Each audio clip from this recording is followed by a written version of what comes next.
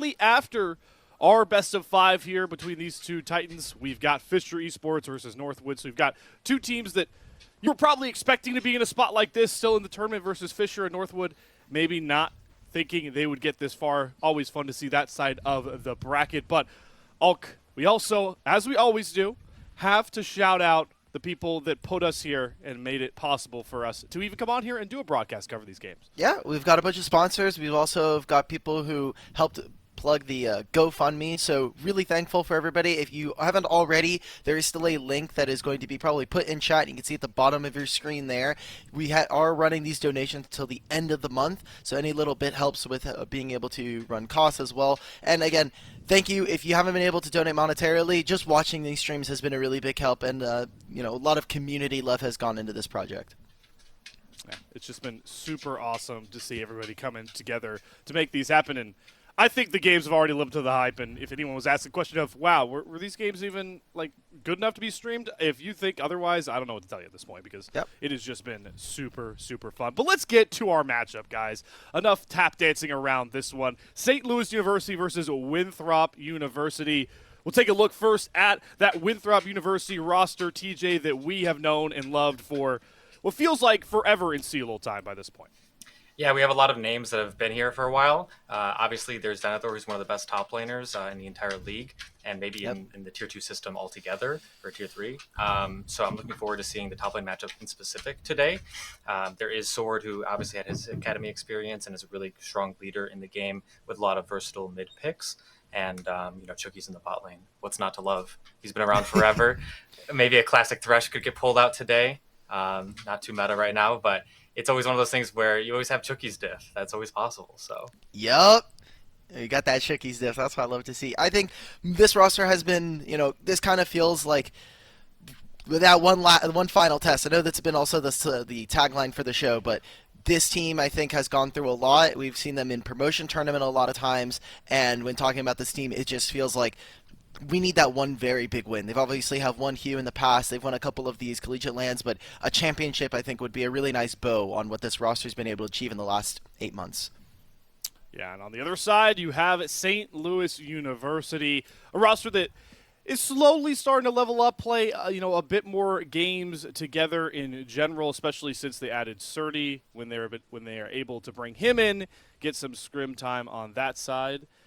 And that roster, obviously, also, looking to play. It's kind of the theme we're looking for here with these two teams is we want to see these teams come out with their full strength. It feels like St. Louis University, they've skidded at points, but like we talked about, they got here, even if it was by what I'd call at least one of the thinnest margins of this entire tournament. I would say having to go to Game 5 in a lower bracket is probably as close as you want to get to that point.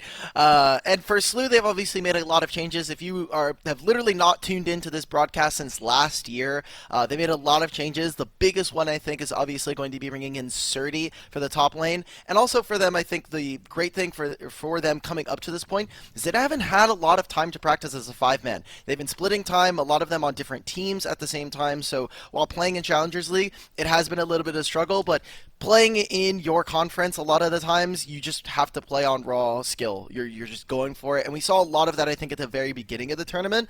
And SLU is starting to ramp up as we go throughout the bracket. Yeah, certainly really are. And TJ, I mean, I'm sure you could speak to it. Obviously, you have the superstars. Like, you have the talent level with this SLU roster. But how much is it you think it is playing into the fact that they had to boot camp right before we got to top 16 to really mesh the team together? And you still expecting the synergy just get better and better if SLU are able to move further and further in this tournament? Yeah, 100%. Being in person makes a massive difference as an esports program. Really sitting next to your teammates and saying, like, what was that, man? Why did you just end? Or on the flip side, being really excited about them popping off and going to dinner after the scrim set, or just being able to, let's say, go take a walk together. Stuff like that really, really adds up over time. And I think that we should see some improvements from SLU from that. But really, as we wind down in the tournament, everybody wants to win. So I think we should be seeing a large amount of improvement from all teams, because at this point, all stakes are on the line. This is the lower bracket, which is crazy to even say in CLOL, because this is a matchup you could have seen in the finals, for example. I think that's a great point. And I like the message you sent there. Teams just want to win by this point. That's clear. Well, in my opinion, at least, as a humble caster, I think if one of these two teams want to win, a guy they might want to listen to is Command Attack here on our desk. And TJ, I know you gave us some keys to success to watch for both of these teams. So I want you to take us through what you're expecting to see, what you're hoping to see from Winthrop and SLU if they want to come out victorious. Sure. So I think that when we look at the side of Winthrop, I think that them going to some comfort picks could be really important. They are on a bit of a losing streak overall in the course of things. And that's not to be too negative. It's just kind of the realistic situation. So I think that as a team, you need to kind of recognize that, hey, we haven't been playing our absolute best. So let's go back to what works. Let's go back to the things that we are by far the most comfortable on and really try to be stable, at least for game one. Point two on them is actually the exact opposite. They didn't show lane swaps, but I do think that knowing who you're playing against is really, really important. So Surdy is obviously an extremely talented top laner. Being able to lane swap into him could be a viable way to win. On the flip side, from SLU, I think that they really value early agency. We know that Winnie's an extremely strong jungler who makes a lot of really good decisions. We know that Surdy will carry the game, and then Darkwings obviously is a stable mid laner. So I think that giving some early agency to mid jungle, to jungle support, etc., could really set up the team to win. And then knowing that when Winthrop might lane swap, they should definitely have practiced knowing how to do and what to play. So it's kind of why I threw this Ivern up there. I think that Ivern is a character that I know that Winnie can play. He does play some of the low econ characters, even though it's not traditionally what you'd associate with him. But it does enable both Darkwings and Surdy to kind of go a bit crazy. I'm looking at Winnie's what champions he's been playing during this tournament. I think the lowest econ is that Maokai Sejuani we got during Ole Miss. In terms of what their champions actually do in the game, he's just playing a tank and he's building like Knight's Vow Locket probably for the most part. For SLU, we haven't seen them, and coming into the series, the thing we were talking about before was both of the teams have been kind of averse to lane swapping. We got a little bit of from Winthrop during their Maryville series, and for SLU, they've been really, really cognizant of, okay, early game, we're going to 5-stack, we're going to walk into enemy jungle, getting vision inside of either the top lane or the bottom lane so we can see who we're swapping against, and then they'll wait. They'll just say, okay, we're going to match whoever we see. If we see Scion on the bottom lane or whatever low econ top lane, we are just going to slam our two bottom laners there if we think it's a matchup that we should be trying to lane swap for. So I like what SLU's been doing. I think both of these teams have shown a little bit of it, but I am worried for Winthrop that if we're going to have a game where Surdy is going to try to carry through top lane, that Winthrop are just going to have to try to play standard lanes. Standard lanes. We'll see if that comes out. If the lane swaps come across. You mentioned, though, Ole Miss, one of those former SLU opponents, and Winthrop obviously had their own hijinks with St. Clair. And I want to make sure anyone in the audience that does not, in fact, know, both of these teams have came back for the reverse sweep. We're going to see the highlight packages here from both of these squads. And we talked about it a bit earlier here, TJ, just the fact that both these teams were able to come back from the brink of nearly dropping out in embarrassing fashion. I'm curious how you think that plays in. Do you think that's a mental buff that they've been able to come through these gauntlets, both of these teams? I wouldn't say it's a mental buff. If anything, I would just say it was like a reality check. I think by the time that game day has come around today, teams kind of are willing to forget the past weeks because at the end of the day, like we mentioned before, they just want to win. So it's not so much about, oh, well, last week we didn't play that well, or wow, that was really close. Instead, it's what is everything that we can do on this day today to try to make the best of what we have, which sometimes isn't always exactly what you'd want because maybe you haven't had enough prep time or you didn't practice as efficiently as you could have. But that's what you have on game day. So figuring it out is the best way to go from there. I was gonna say, if we had players with a little bit less experience, I definitely say maybe thinking about prior success and failures would start to come up. But I think we have a lot of players here who, like we said earlier, playing in the academy system, playing long-time veterans, at least in Tier 2 and Tier 3. So I think that by this point, I expect for all of these players to really be able to lock in on game day and say, okay, our focus here, our job here as part of this program is to win a collegiate title. So let's try to get that for ourselves. Let's see what we can do on the day. Well, today is the day to show what they can really do. You get a look, obviously, at the exact timers of the sweepstakes. Certainly a sweepstakes I don't think either Winthrop or SLU were too happy to be at, depending on what point in the series you're necessarily talking about.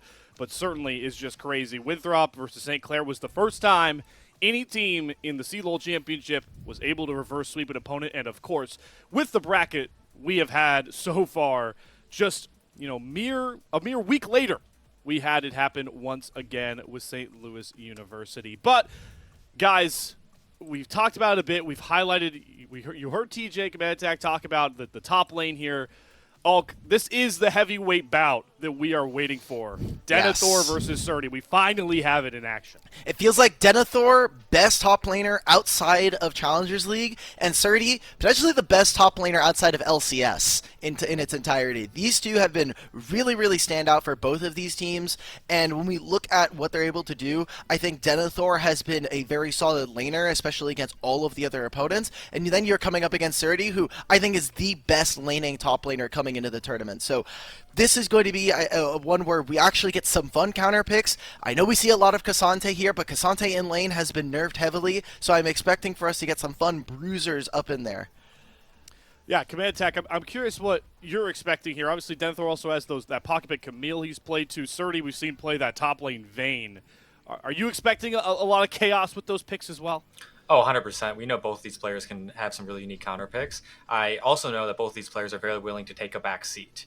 Yes. So kind of in contrast to the previous narrative, it's not just necessarily going to be, oh yeah, every jungler, every mid laner is just walking up top lane, every single timer, constant battling, etc. Both of these players are very willing to say, nah, I don't need resources right now. Like, I'll just win by myself here, or please isolate me. Like, I don't want the attention. I want to win on an individual level. And that's not to ego check. That's just to be like, hey, bot lane is more important. All these people in solo queue and amateur say top lane's so weak, but I don't know. These two top laners, they kind of prove that it's not. Yep. Well, TJ, I think it's funny that you said ego check, especially with one of our top laners here, because Surdy, as he's been doing every post-game interview long, did not mince words about his matchup against Denethor. Let's take a listen. I'm pretty sure after I made Denethor go like 0-60 in 3 different scrim sets, I denied him his chance at NACL. So now I'm going to deny him his chance at a CLOL championship. It's not messing around, Surdy. That, he talks the talk. We'll see if he can walk the walk here. Obviously, it looks like, with our predictions, that we certainly think that Surdy's going to back up the trash talk here. I just love the fact that all the talent have somehow decided to align on this, except for Hawk. Hawk always wants to be the contrarian, and if Slew do it, he's gonna get postered today. He is going to get put on a t-shirt on Twitter. It's going to be so fun.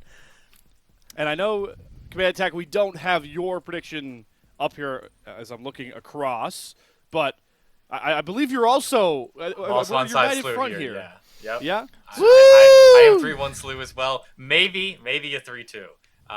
But Slew has just been playing too well, I think, across the board. Okay. Nice. Yeah. My logic is simple as the play-by-play. I'm just the guy that yells at whatever's happening on screen. I realistically just went, I think this game goes 5, which would be super exciting. And what's the one player that I trust the most in game number 5? It's Surdy. So that's my logic here, Alkin. I feel like it's simplistic but pretty safe. Maybe. I want you to give yourself a little bit more credit, and also maybe you're just jealous about the fact that we've been casting a bunch of 3-0s, and that's okay. That's things happen. True. That's not our fault. That's the player's fault. We should need to blame more teams. We are into draft here. And a couple of things to note, again, for everybody, we are not on live. We are on the previous. No. I'm forgetting which patch we are on, actually, what number patch we're on, but that is a 14-9. very big change for 14-9. Thank you. I think 14-9, the fact that we are not going to be seeing any new items, there is no changes to experience. We are going to be playing some good old-fashioned League of Legends before the marksman items hit. God damn it, bro. That was definitely a patch. Aurelion Soul's really interesting just because we haven't seen Darkwing's pick it throughout this tournament, so I think it's going to be something that hopefully throughout this series, maybe we get a look on from them, but not at least in this game 1. Yeah, it's certainly weird to have two teams where Aurelion Soul isn't such high prow from what I've seen the last couple months. Another mid laner, though, that has certainly been high prow for a very long time, it feels like, TJ, is going to be that Ari taken away, and Winthrop are just all about getting rid of these marksmen into Aaron. Yeah, Ari is the same type of champion that I was saying earlier on Nico, where you just have a lot of playmaking, a lot of mobility, where you can move around the map. And those stable mid laners that could be blinded to just pressure the sides have been really popular for the past, 9 months at this point? Forever, yeah, really. But it's no surprise to see that away, or really the Varus. I got to shout out my boy Varus, you know, one of the biggest Varus abusers on the server.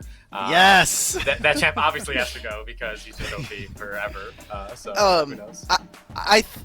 When we also talk about Varus, I think the interesting thing is we haven't actually seen Mobility play this champion all that much throughout the last couple of years. The most that we see Varus is when he was actually subbing for Evil Genius's challengers, and he was basically like forced to play this champion. But aside from that, he's dropped it entirely from his pool. So gonna be interesting to see again another champion that we're kind of looking at to potentially in the series. We got to see more of both of these teams showing some of their pools. It is their last test potentially, so always got to be wary of that. And now we're getting Taliyah first pick here for Dark Wings. Could be maybe a flex for Winnie, but we're also going to be seeing Ashe here. So a big point towards Chookies and Mobilities and what they want to do in the bottom lane. Yeah, it's really intriguing, right? You have 4 marksman bans on this patch, but not one of them is Ashe, TJ. I feel like that doesn't usually happen in drafts with how high prio this champion has been for a lot of these teams. Yeah, it's pretty surprising for Ashe to go to red side. I'm really excited to see what the vision is on this Taliyah first pick. LeBlanc has been buffed a decent amount, and people are starting to say she's pretty strong. So a little bit concerning that we were just allowed to get a free mid counter pick on R2. But you also have the stable bot lane in Ashe, so we'll see. The Vi going to be locked in besides that Taliyah, which will likely make Dark Wings the one to rock the Taliyah. And we've seen it before. Last time we were casting St. Louis University, they don't mind blinding Surdy. I got to think that TF, it's not the Rumble this time, but the TF I think is going topside. An immediate answer here from Denethor as well. Ooh, okay, so just picking up the Jax. I wonder what Denethor is going to go for, right? Like we saw it a little bit in the graphic, but Denethor playing a lot of the melee bruisers, and individually I think in his lane has been one of the most standout members for Winthrop. So now we're getting into the second phase of draft here. For Winthrop, they do have the ability to actually flex this Ashe, although I think would be a little bit, we'd have to see what Chookies is going to go for. For the side of Slew though, I am very interested to see what they go for their bottom lane, because Aaron and Skytech have been playing a much more supportive style from the bottom lane. I think really relying on the Varus and his ability to be very flexible.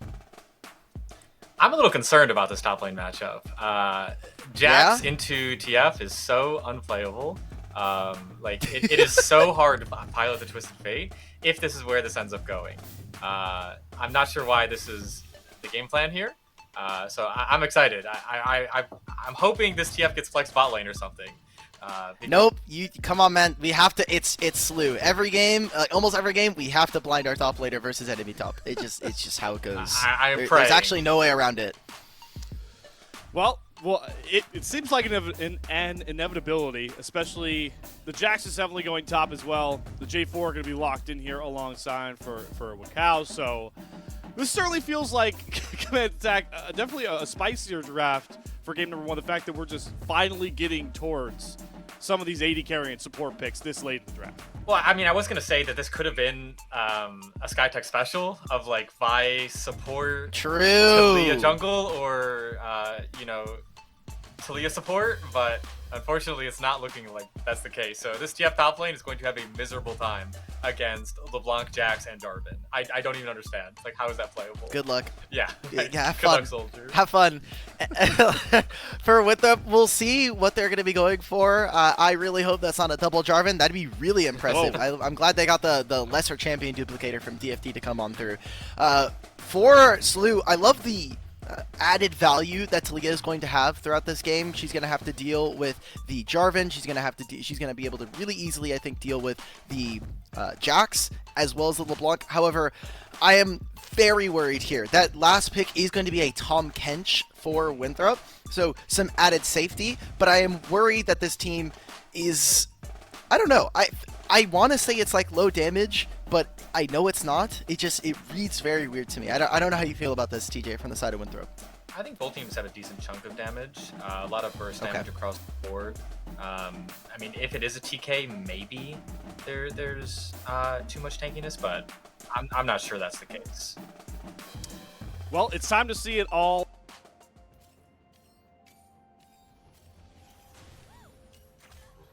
Hulk Battery, we are live on the server here after a very intriguing draft. The one thing that I find very interesting is, we've had a lot of aggressive early lane bottom lanes from Winthrop.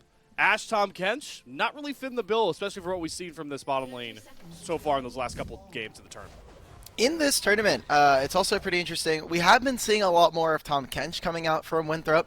So here we go. Winthrop already doing some of their homework, recognizing that they do go for these all 5-man stacks. Good job from Sword. Gets a little bit of damage. Before the game really kind of starts, I do want to take note of some interesting tech that we're getting from Slew. Darkwing's actually going for the Unsealed Spellbook. So we'll see how much value he's actually able to generate from this, recognizing that probably not going to need to do too much in the laning phase versus Sword. Sword has been individually, I think, kind of hit or miss for me. And when we see his Azir, he has had sometimes those games where he shuffles the enemy backline on top of his, and they just get blown up, they die. We've seen that in a couple of their games. For Sword, his LeBlanc has been particularly scary this tournament. When we've seen him pick it up, I'm trying to find which game it was. I think it was up against St. Clair. His LeBlanc looked crazy. He was putting hands on Bakery Boy. So I'm interested to see what we get from Sword, especially being able to play around a potential bot dive with a Jarvan. Well, Surdy, maybe sensing that his lane's not going to be fun, is trying to disrupt Wakao. Able to get a couple of good yellow cards out. Surdy is kind of just soloing a lot of Winthrop in this top side, trying to be a nuisance. And I think spotting Chukis as well in the top side jungle is going to lock in the fact that we do have a lane swap for game number 1 between these two squads. Yeah, I think also Aaron and Skytech seeing that there's a Denethor in their lane probably doesn't help those chances. They definitely are recognizing this. And for their Surdy, I mean, he just gets to walk around and he gets to kind of do whatever he wants. He got a pretty okay chunk onto Sword level 1. Same thing for Wokal. We'll see how much more damage he can actually do here, as he's just kind of homeless in this instance. He's waiting for the top lane wave to crash. He doesn't have teleport, but he's getting vision onto enemy jungle right now just to track where this Jarvan is going to be and protect his this side of the map. Lane swaps obviously such a big factor, and well, I got to give credit to Command Attack. You want to see it from Winthrop especially, so we'll see especially how it plays out. The one thing to always watch is, as we might actually have a level 1 play coming across here, Denethor going to be able to hop to that ward. It's always watching how the junglers, I feel, all react to the craziness of these lane swaps. Oh, we're actually just going to be fighting here. I think Wokao should be able to get out, has flash, has his EQ if he wants to be able to do that. We also saw the move over from both mid laners. Darkwings was first. And you're right, it is about how much jungle priority, how much resources we can put into our two junglers here. I would say our junglers on this game are not going to be super impactful in terms of getting more gold, more items much faster, more levels. For our two, they definitely want to try to hit level 6 as soon as possible. Uh-oh, Darkwings. Darkwings is dead. So that's first blood over to Winthrop. The Golden Eagles grab it. And Cow with his rough start, still able to find a big angle to get his team going. And now this opens up a timer. Sword can take a recall, and then he's going to have a little bit more items. If Slew can get anything on this bottom lane, more than just a kill, maybe they can get some more summoner spells out of Denethor. This could be an okay win in terms of trading. Oh. However, really good job coming out from Denethor. He simply just pressed the Counter-Strike button. Yeah, so he dodges the first stun. Here comes round number 2. Surdy looking Chukis is on his way. Chukis coming down. Okay. Winnie trying to hold Wakao, and it's a pretty good job. We've seen every top laner in the tournament die to those type of dives. Yeah. Denethor able to stay up with his jungle's help.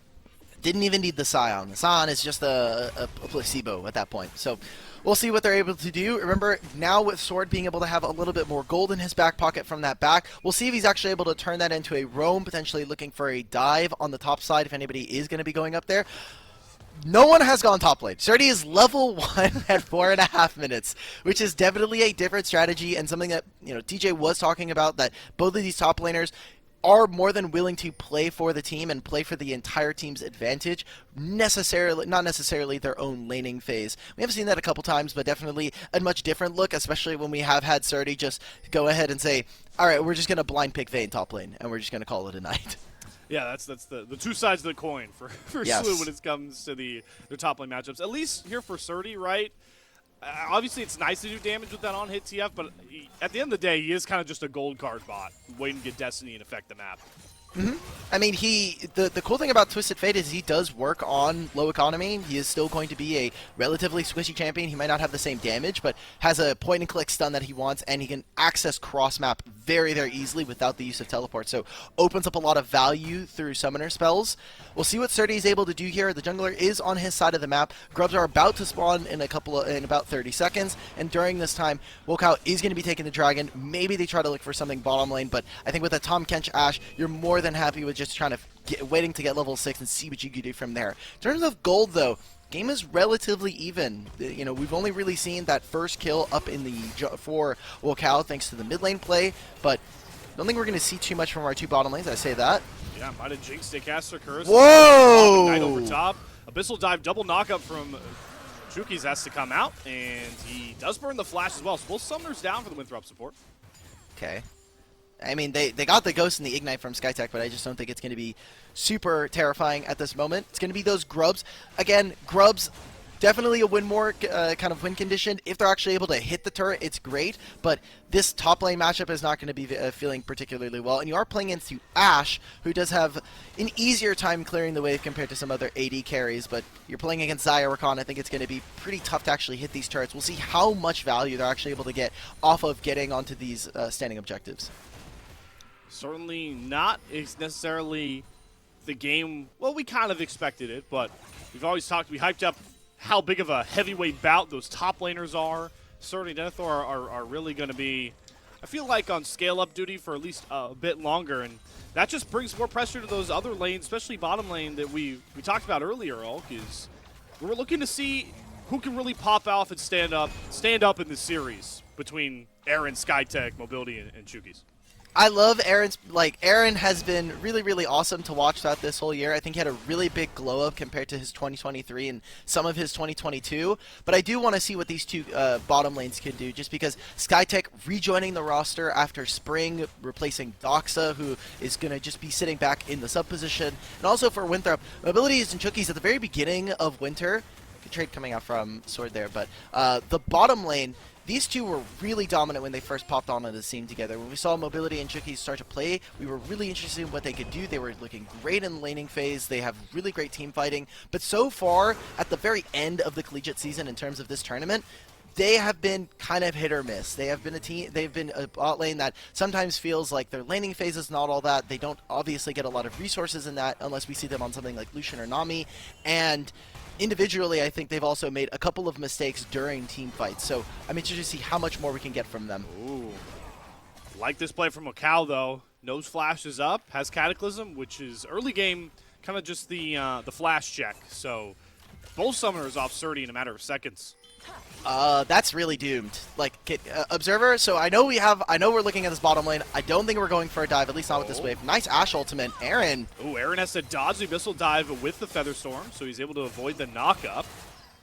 Okay.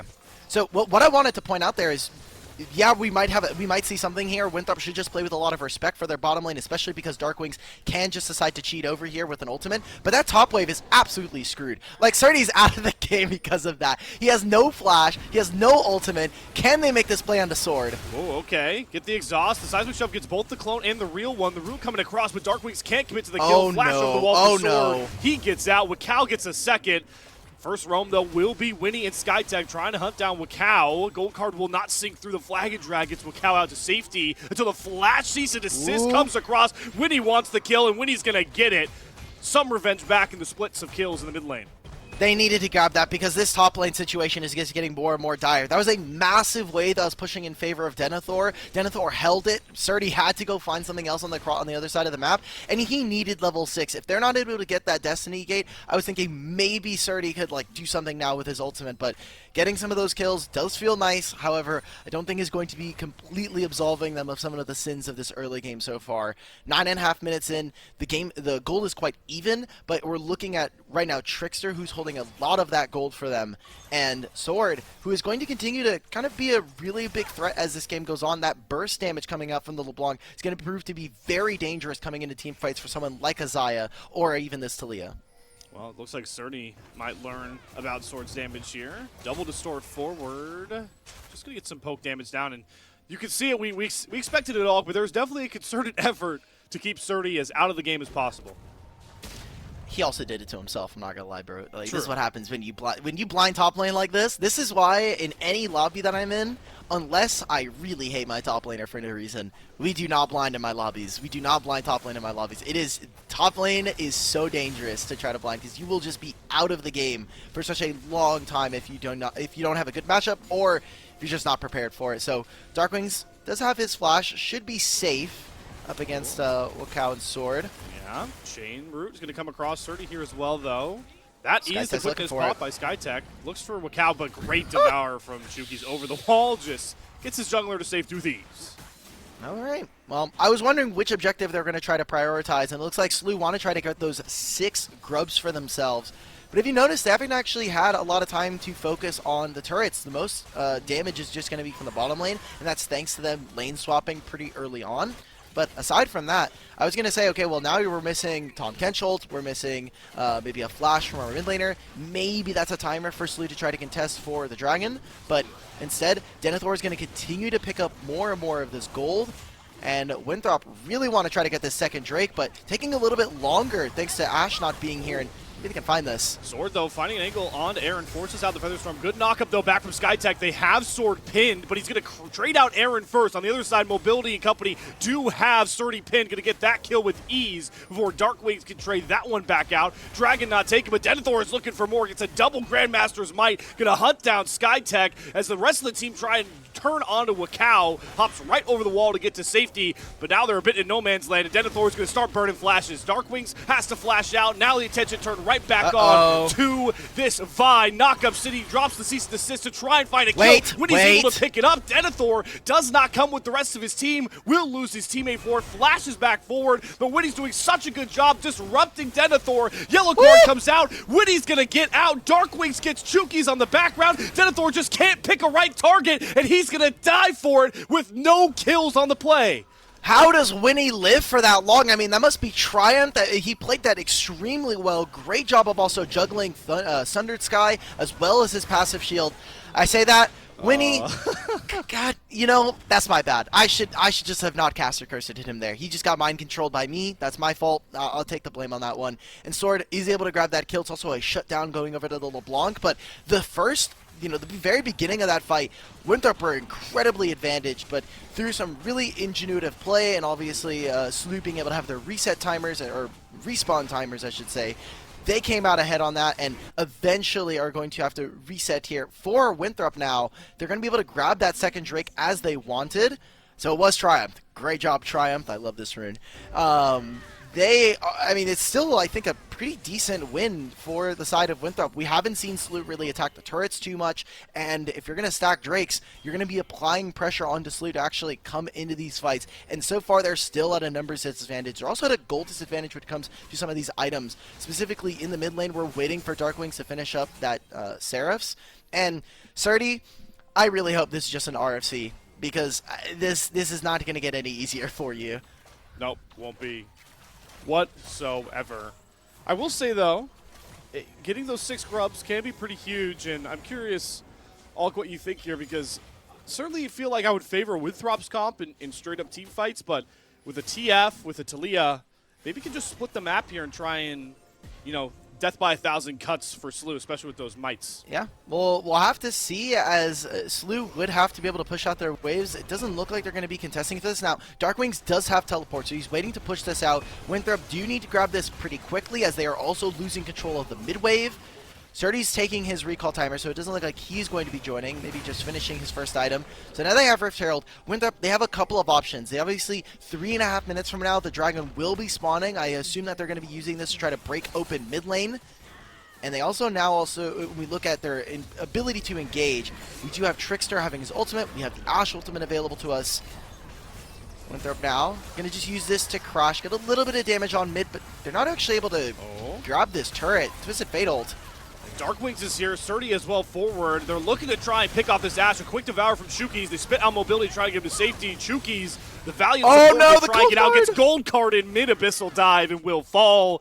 But a success to keep his 80 carry up, and Denethor able to pick up a turret on the back end. I'm going to say that's still a pretty big win for SLU. Like, the Rift Herald didn't do all that much. They did trade a top tier one, but any long lane with a Vi, a Talia, a Twisted Fate, I think is going to be very dangerous. Now, Jax does have a significant advantage over his enemy opponent, and with this Jax now having Trinity Force and the Merc Treads, I think it's very difficult for someone like Talia, like Twisted Fate, to actually match them in the side lane. And we'll see how much damage Denethor is able to do. He did show up for that last fight, and Denethor, individually speaking, has been a really solid laner, and I think one of the reasons why Winthrop has even made it to this point in the tournament, his individual play, his laning phase, when we see him on stuff like Renekton up against St. Clair, and then his Jax, has been stand out in this tournament. That's a bit of a standout juke from Fog there from Skytech. Doesn't get baited into the flag and drag, doesn't get knocked up by the missile dive. I think that's a great point to make, and the flip side of a conversation with Sorty's TF, right, is that low economy TF can work very well. The problem with that is Jax is having a field day if he gets a free lane where he can just farm up and scale up like this. Yeah. A champion that you really can shine as an individual player. One of the great things about playing Twisted Fate is the passive. You don't generate all that much gold, but it is still enough to cause a little bit of... Ooh, nice predict coming out from Skytech. Can he get out? Oh my god, that's still the ult as well. Ooh, okay, so Winnie didn't quite have the ultimate up. It is just now going to be off of cooldown, and that right there could have been potentially been a kill if they've been able to wait for a few more seconds. Now, Winthrop really focusing on trying to grab this mid turret. Oh my god. Double ghosts from Surdy and Aaron.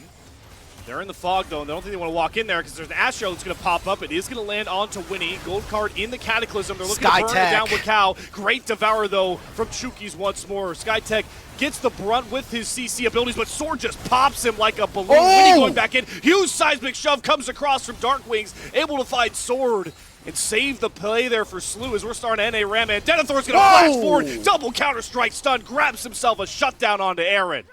That was individual. There were so many different things going on there. So first, Trickster, his ultimate with his Jarvan, doesn't land onto Winnie. It looks like it kind of pushed him out and he was in the middle of maybe his Q animation, but he's not actually stuck inside of the Thunderdome with this Jarvan. Then we get to see so many different teamfight angles there. We're seeing Twisted Fate start to come in. Talia with this Unraveled Earth and the W, just doing a ton of damage there and able to kind of find that. But Sword as well on this LeBlanc has been so lethal this game. In series prior as well, I think a big contributor to some of their wins when he's on this champion. And he's able to just find Aaron, find certain members of Slew. Now, Chickies, thankfully, because he's playing Tahm Kench, does not have to care about this damage. It is 10 seconds before this Drake. We have to look at what's happening here as Slew probably just going to have to try to cheat over this wall. They do have some abilities to be able to move around the map, but first out pushing through mid, Winthrop are going to take control of the river now. Have position, Denethor trying to eye a flank. Surdy holding him at bay. Winnie looking to go forward here. Denethor back over the wall in the pit. Looking to just burn down this Drake. Slew can't let this go quietly in the night. They have to put up a fight here. Can't give soul points so early. Sword doing a good job just poking down the front line. Winthrop biding their time. Looking to just hold the Drake in place to build up pressure. They don't want to commit too far, especially with Surdy's yellow card up. Both these teams just dancing around each other. Denethor in the bot wave, getting a shove in, using this time effectively. And we're just waiting to see what Winnie does. There's the Weaver's Wall. They're going to commit for the Dragon. Can they get the smite? Winnie will secure it. Really well played there by Slew to make sure no soul point early on in this game one. That was I think just from Darkwings alone, he was really well coordinated, using his ultimate, then putting down the Unraveled Earth so that, hey, you just can't walk over this. If you're going to walk over this, Trickster, you're going to get stunned. So now they're able to use some of those Void Grubs. This turret's immediately eviscerated. Skytech. Skytech only gets the Chuki's knockup and burns. Wakao has 3 pinned in the Cataclysm, which leaves Winnie on an island, has to blast cone away. Denethor teleports into 3 on his own. Counter-Strike goes down, still eats the stun. Re-engage. Wakao and Chuki's feel a little too low, but Sword wants to push forward here, gets the chain, eats another yellow card. Denethor looking for an angle of his own. Good set of slippery stones there from Darkwings, and Slew are able to get a turret back on the trade. Yeah, they just let Skytech die there, so I think it's an overall worth trade. In terms of summoner spells, though, no flash here for Wakao on this Jarvan. Pretty important, especially if we're going to be talking about potentially Baron stallats like we've been seeing for the last Dragon. Good job from Darkwings. He is getting so much value off of just playing Talia this game. There are so many times where Winthrop are looking for an engage, like we saw on that Dragon, like we saw in this mid lane play here, and they just can't. All that Unraveled Earth, they're like, okay, we're going to take way too much damage. There's going to be too much of a stun there available for us. Skytech just getting poked out here. Winthrop want to take control of this river and stop Slew from grabbing the Baron. Now, Surdy is split pushing by himself. He can join the team, so if Winthrop think there's a numbers advantage, psych, no there's not. Skytech needs to be very careful, and he has been so pivotal in a lot of their fights, not only because he is typically primary engage alongside Winnie, but also he has been so kind of keyed in on trying to find really creative flanks, whether that is through Fog of War, trying to come up from behind the opponent, or just being on this recon. He's done really well this game, so I'm interested to see what comes of that, and potentially how much creativity we can get from a player like this, who is just now returning onto the roster. Wasn't here in spring. We had Doxa playing support for the most part, and now returning for the Collegiate Championship. Can him and Aaron kind of go back to some of that level of synergy that we've seen from them in the past, and potentially kind of level that up throughout the championship? Those Skytech flanks, though, we've been seeing it all tournament long. Some of them were a little more ambitious than others against UST, but certainly the Skytech way of life with these engage supports. So we fall into a little bit of a lull here. Both these teams trying to grapple for wave states, and we'll see how much Winthrop are willing to prioritize trying to knock down this mid-tier 1, because I gotta think it's putting a bit of a hankering in any sort of Baron setup. Any play they want mid is just free. Like, because of the fact that they just have Surdy with this ultimate, you can see he's waiting on Fog of War. He doesn't need to match Denethor in lane, thanks to just the inherent advantage that Denethor has been able to gain for himself. So, sitting in Fog of War, that is the most dangerous part. Twisted Fate using ultimate is kind of scary, but just the threat of him being able to use it at any point is more and more terrifying, because you don't know where he is. As soon as he goes into Fog of War, you're like, oh crap. Is there a Twisted Fate? Is he about to teleport on top of me? Does he know? We obviously see that ward there, which will be able to spot him recalling. There's a small timer here if they want to be able to go for this, but Winthrop always have to be afraid of numbers advantage very quickly shifting in the favor of Slew if he's in position. We're starting to see Surdy and Slew kind of utilize spreading the map out like we expected here with those waves. They have Darkwing shoving out on the top side. Denethor's teleport isn't up just yet. And Surdy is starting to path up top, but with that wave already looking to crash into that tier 2, Surdy does have to immediately go down there and answer. Yep.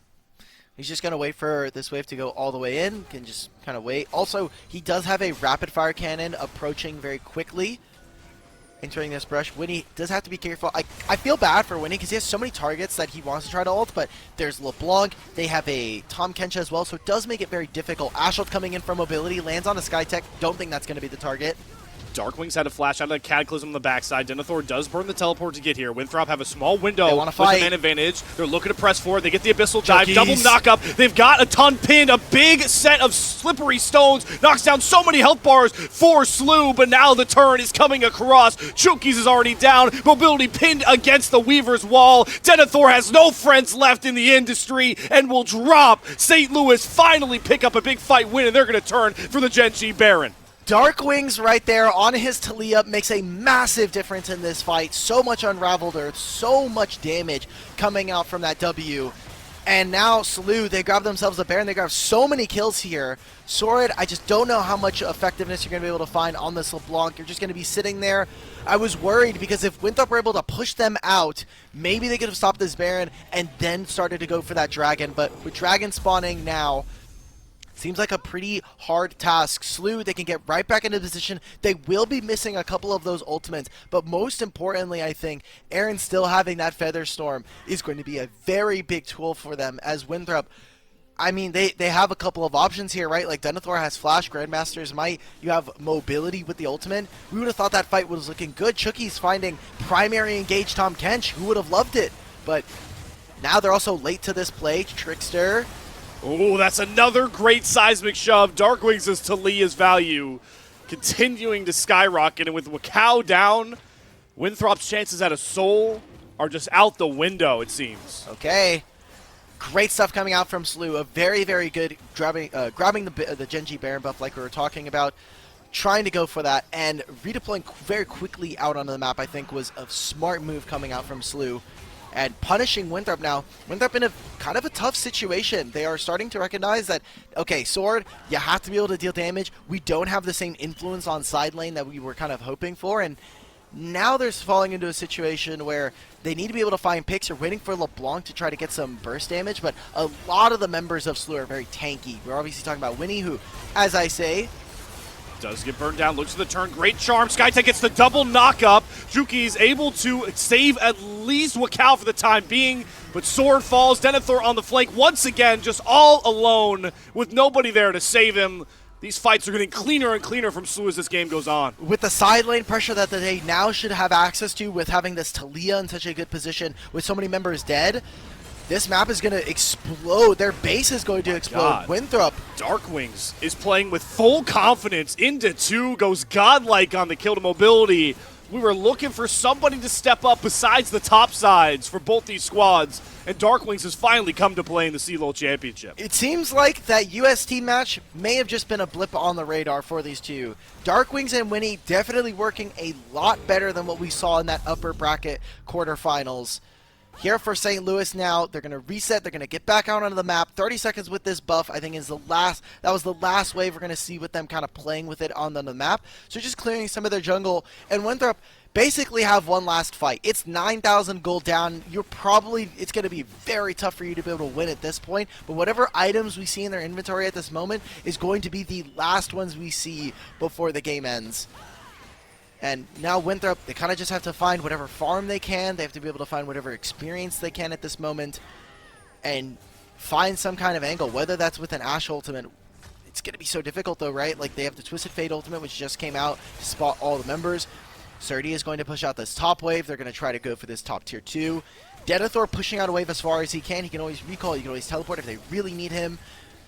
Darkwings having such a standout game on this Talia. Someone who we had a couple of questions for. I think their UST series put in a lot of respect for what they were able to do. That Old Miss series, we saw him getting sunned by Marty in a couple of those games.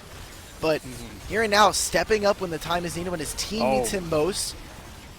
He's just doing such a good job stopping Sword from poking down anybody. Another great stun, and he forces Sword back to base. The problem here is, though, you got to go quick here, Slu, or somebody's going to have to back, because Denethor is going to get a pretty big gold injection back here for Winthrop. I think they're okay with trading a top tier 3. I'm going to keep bottom tier 3.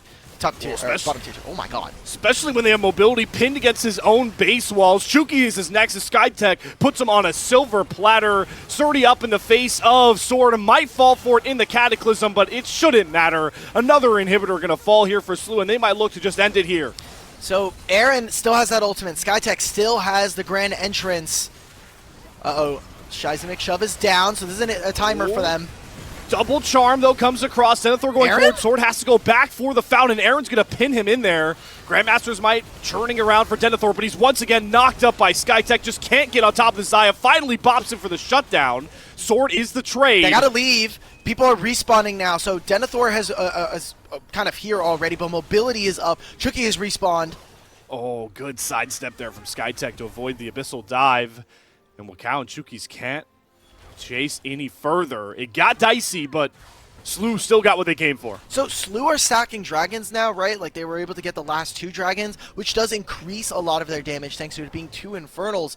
But now a minute before this dragon, I think their setup for this is going to be a little bit questionable. We'll see how much Winthrop are actually able to push outside of their base and get vision. They can cheat thanks to having the Hawk Shot, but this should be a small window. They should try to take this, get as much deep vision as they possibly can to set up for someone like Sword to get those flank teleports. Because right now, as it is, they have to spend a lot of their time fixing these waves, pushing them out as far as possible, and then moving inward towards these objectives. Also have 30 seconds before the Baron.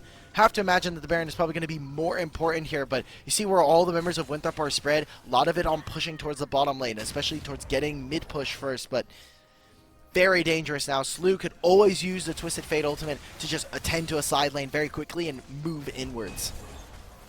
Feels like the walls are starting to cave in on Winthrop here. As another good chunk of damage comes out from Darkwings, this time onto Denethor. That mid-tier 1 with an objective bounty did fall to the waves, so it's a bit more gold back towards Winthrop, but like you talked about, they can't even get into their own jungle. A great stun once again from Darkwings, forces the Devour out of Chukis. Key defensive ultimate now down for Winthrop with this Baron spawning. All right.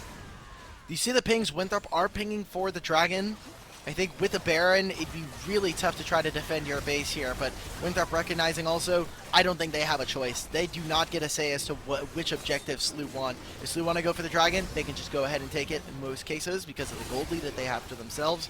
Genji Baron buff going over to the side of St. Louis, and we'll see what they're able to do with this and how they're able to end this game, because we want to see them kind of set up. Again, they are in the lower bracket. It's game 1 of a best of 5 here, and being able to keep yourself consistent, keep yourself honest, is really a strong way to be able to kind of close out a series. Ooh, they get the arrow onto Surdy. The stun very long. Denethor going to burn him down. Surdy is picked up. Finally, the Ash Arrow bringing some value here for Winthrop. And Slew feel like they're on the back foot now. Denethor goes for the big stun, but he's going to get charmed up and deleted as we see Winnie go back in. Gets the cease and desist down and pops Sword like a bubble.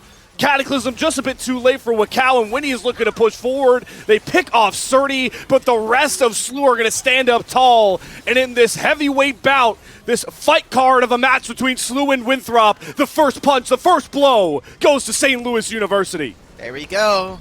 We thought, the top lane matchups, the top lane conditions were not going to be favorable. We saw the matchup go a little bit askew, but push comes to shove, Surdy did what his team needed, which is track where Wakao is going to be, see where the enemy bot lane is going to be ending up, and then just gold card every single time. He ended up getting back into the game towards the end there, and big step up, I think, coming out from Dark Wings, who on this Talia got so much value. That B1 Talia, I think, is going to be something that Winthrop come back to the draft in game 2 and say, all right, how do we attack this? Are we going to change up some of our picks, or going to be potentially looking to throw it onto the ban table?